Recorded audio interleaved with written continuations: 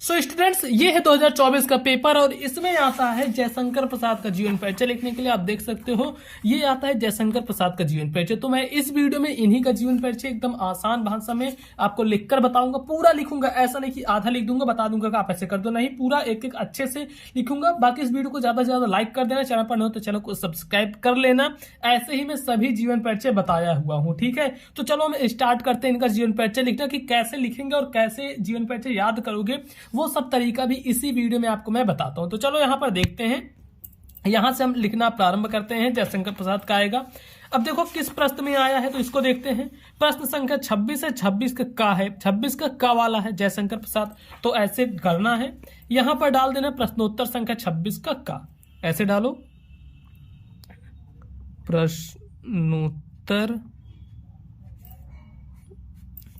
प्रश्नोत्तर संख्या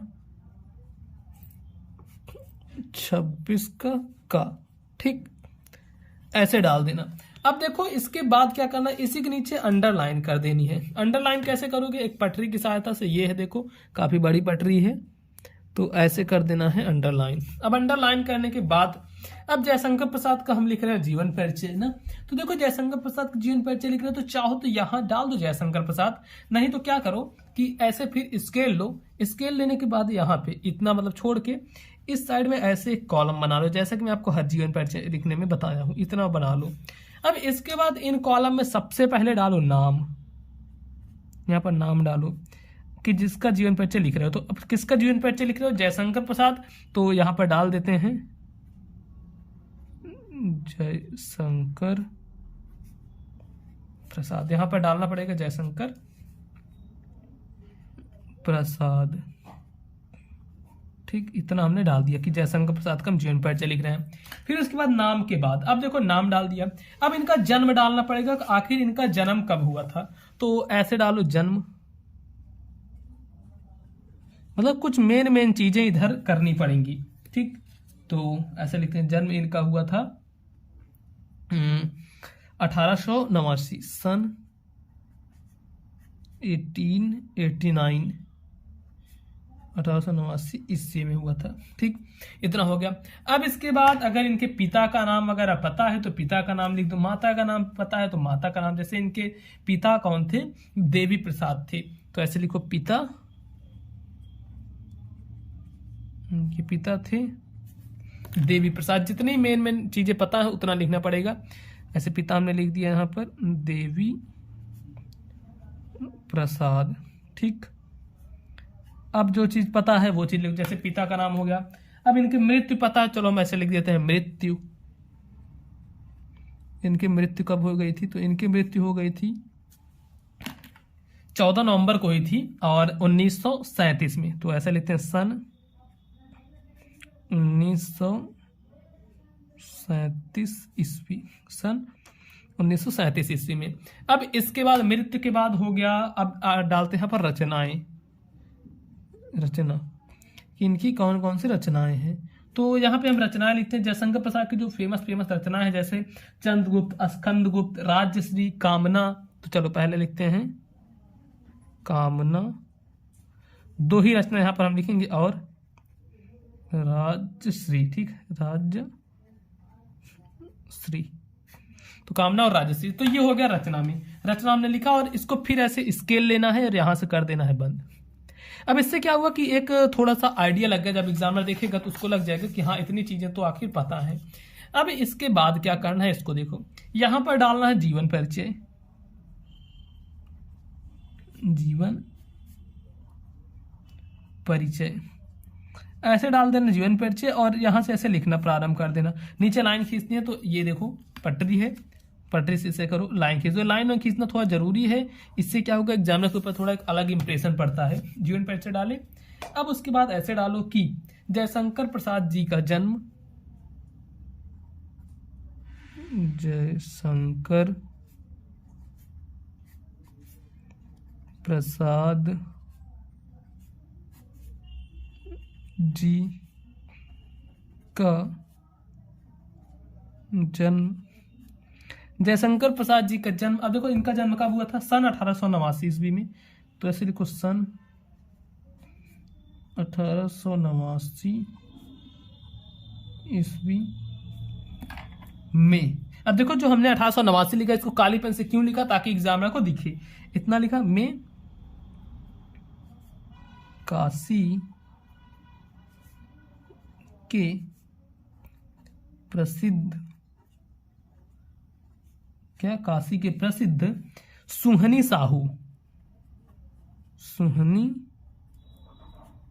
सुहनी ऐसे है, और साहू, सुहनी साहू परिवार में हुआ था, परिवार में हुआ था ऐसे लिखना है, परिवार में हुआ था, इस परिवार में हुआ था। फिर इनके पिता देवी प्रसाद, अब देखो जो ऐसे लिखोगे, चलो यहां पर आपको बताता हूं थोड़ा सा। इनके पिता जो देवी प्रसाद, देवी प्रसाद को क्या करना है, काली पेन से लिखना है ऐसे। इनके पिता देवी प्रसाद, इनके पिता देवी प्रसाद काशी के प्रतिष्ठित, ऐसे लिखो, काशी के प्रतिष्ठित, काशी के प्रतिष्ठित, और या फिर ऐसे लिखो, काशी के प्रतिष्ठित व्यक्ति थे, ठीक, व्यक्ति। तो इनके पिता क्या थे, देवी प्रसाद था, जो कि काशी के प्रतिष्ठित व्यक्ति थे। फिर इसके बाद इनकी जो प्रारंभिक शिक्षा हुई उसके बारे में लिखते हैं। इनकी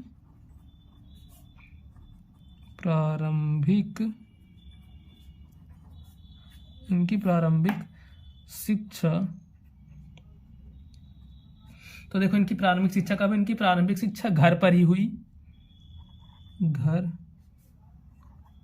पर ही हुई थी, इनकी प्रारंभिक शिक्षा घर पर ही हुई थी।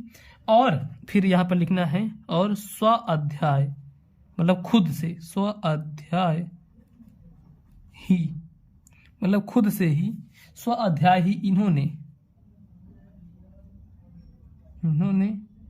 अब देखो काफी सारी भाषाओं का ज्ञान प्राप्त कर लिया था, जैसे कि अंग्रेजी, संस्कृत, उर्दू, फारसी। तो ऐसे लिखना है, काली पेन से इसको लिखेंगे, अंग्रेजी, ये मैं गलत लिख दिया। अब क्या इसको मैं पूरा ऐसे काट दूंगा, नहीं, देखो सिर्फ ऐसे एक लाइन चला देना ऐसे, बस खत्म। ये नहीं पूरा ऐसे करने लगना। देखो अब ऐसे लिखते हैं, अंग्रेजी, स्वाध्याय इन्होंने अंग्रेजी, संस्कृत,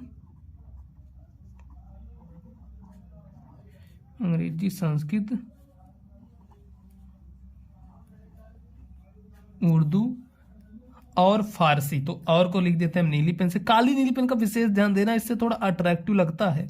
और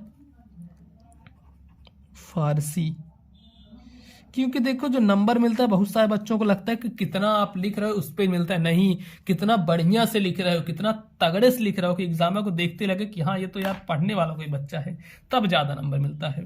देखो फारसी भाषा का ज्ञान प्राप्त किया इन्होंने, स्वाध्याय ही इन्होंने अंग्रेजी, संस्कृत, उर्दू और फारसी भाषा का ज्ञान प्राप्त किया।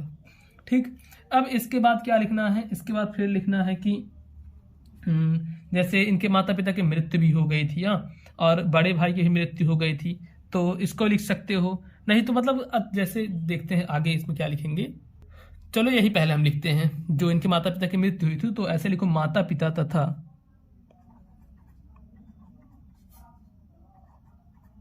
माता पिता। अब देखो माता पिता क्या है, ये द्वंद्व समास है। माता पिता तथा बड़े भाई, माता पिता तथा बड़े भाई की मृत्यु हो जाने पर, की मृत्यु हो जाने, माता पिता तथा बड़े भाई की मृत्यु हो जाने पर इन्होंने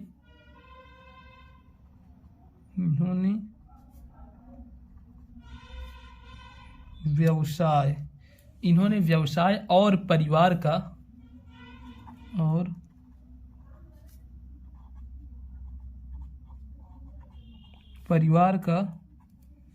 व्यवसाय और परिवार का उत्तरदायित्व संभाला ही था, ऐसे लिखो, का उत्तरदायित्व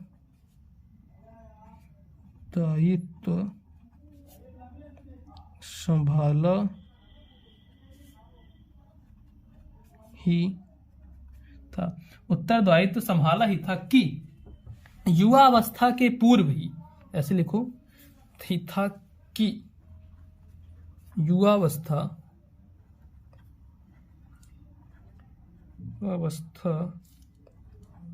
के पूर्व ही, मतलब युवावस्था के पहले ही, भाभी और एक के बाद, ऐसे लिखो, भाभी, ये सब लिखना जरूरी है, ठीक, और एक के बाद, भाभी और एक के बाद दूसरी पत्नी की मृत्यु से,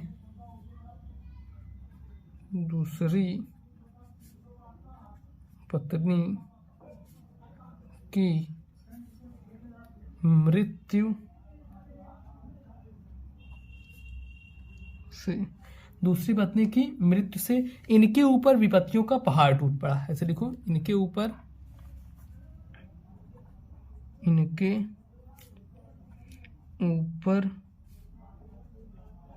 विपत्तियों का पहाड़ टूट पड़ा, ठीक, इनके ऊपर विपत्तियों का पहाड़ टूट पड़ा। उसके बाद अब चाहो तो, और ये काफी ज्यादा ऋण में चले गए थे, तो अब चलो इसके बाद ये डायरेक्ट लिखते हैं कि अतः ये क्षय रोग से ग्रसित थे, ठीक, ये क्षय रोग से ग्रसित थे और केवल 48 साल की उम्र में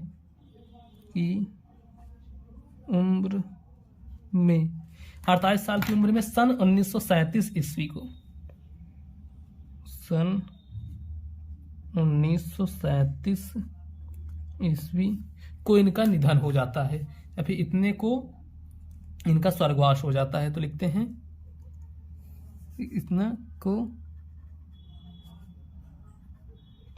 इनका स्वर्गवास हो जाता है। अब उसके बाद यहाँ पर लिखना है कि इनकी जो रचनाएं थी, तो ऐसे डालना है यहाँ पर रचनाएं, ठीक, रचनाएं, इनकी जो रचनाएं थी, कौन कौन सी इनकी रचनाएं थी इसको देख लेते हैं। तो इनकी काफी सारी रचनाएं हैं, जैसे चंद्रगुप्त,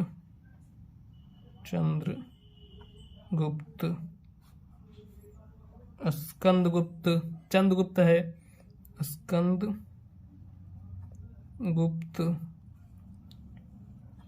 अजातशत्रु,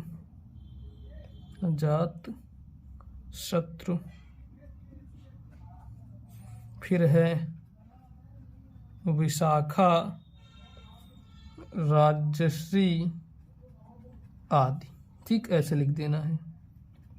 अब देखो कुछ इस प्रकार से लिखना है जीवन परिचय।